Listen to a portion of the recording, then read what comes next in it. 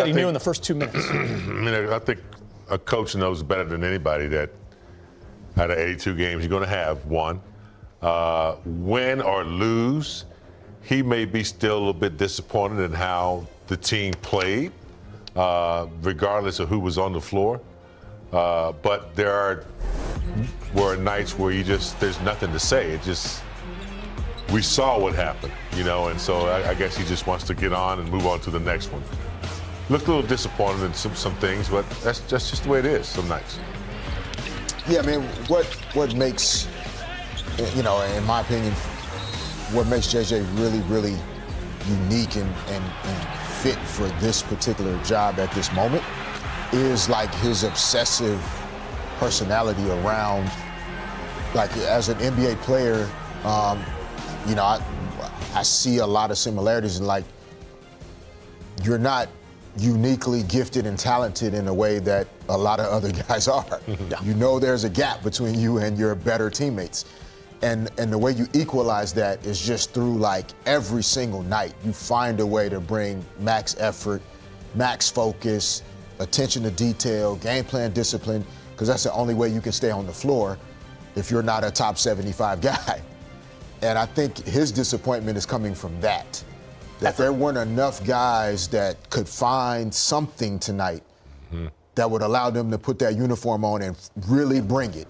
Not the win or loss, but that part is what, to me, frustrates and hurts him. Yeah, well said. All right, Jake LaRavia with 13 points. He's at the podium. JJ told us he'd tell, within 2 minutes that it just didn't think the energy wasn't there, whatever you want to call it. Do you feel that on the floor, and do you feel like there's a reason you guys weren't able to find it like you have the previous several games? Yeah, I mean, it's always up to that first group to come out and kind of set the tone, and I just don't think, we really did that today. We kind of came out and got punched in our mouth and didn't really have an answer for it. They just outplayed us at the end of the day. We struggled defensively. We had some turnovers that were, not very good, and they were scoring off the turnovers, which obviously doesn't help. At the end of the day, it's really just up to that first group that starts to come out and set the tone, and we just got to do a better job of that. You understand these games do happen sometimes in the NBA, but do you still, do you hold yourself to a higher standard of it? Do you are kind of eager for the next one? How do you make sure it doesn't happen again? Yeah, I mean, you just got to learn from it and move on. You got to understand that, this isn't the identity of this team. This game was an outlier of, the first 10 games that we've played. And,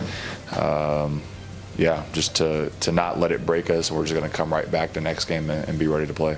And then just for kind of find one specific thing, like defensively, was it the back line? Was the lack of help just with them getting downhill so much and getting in the paint? Why was that happening? Yeah, this is just a team that cuts a lot off ball and just tries to get to the paint. And they had a really good shooting night the whole night, especially that first half. But yeah, team defensively and individually, we just weren't there. Jake, in terms of pregame energy, did you feel something like this coming on, or was it just didn't show up in the first 2 minutes? No, I mean, I don't think we ever go into a game where we either, we knew that they had guys out, but I don't think we're ever going into the game underestimating, the team that we're playing against. We knew they were going to come out and play hard. We kind of knew what their game plan was going to be. We just didn't come out and execute what ours was supposed to be. I know you guys have been really proud of the connection you guys have built so far in these types of games when things aren't going well very early. How do you try to lean on your teammates to figure something out, find some sort of spark? Yeah, I mean, you just got to communicate at the end of the day.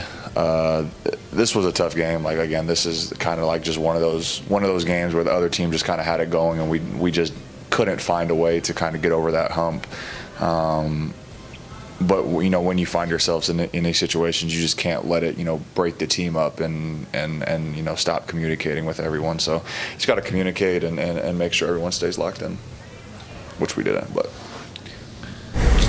Lakers kicked off their 5-game road trip with Atlanta. More reaction ahead. Access Sportsnet Lakers is brought to you in part by Morongo Casino Resort and Spa. Less than 90 minutes from wherever you are. Good times.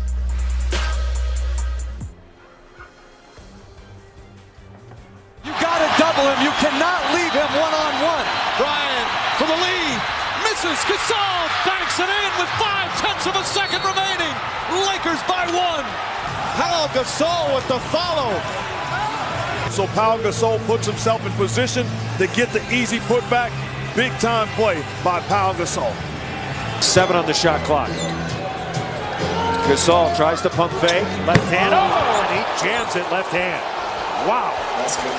Pau Gasol with his 13th point. Chris, for a while, thought he was going to try to time it and block it, but the thing you forget about is he's a 7-footer. Wallace on Gasol. Backs in, spins, fake. Shot. It's good! Gasol got it to go! Timeout Celtics. Lakers by 6 with a minute and a half to play. Italy C.J. Miles for a triple. They're chanting for tacos now. That's the only thing we're talking about. Look at that.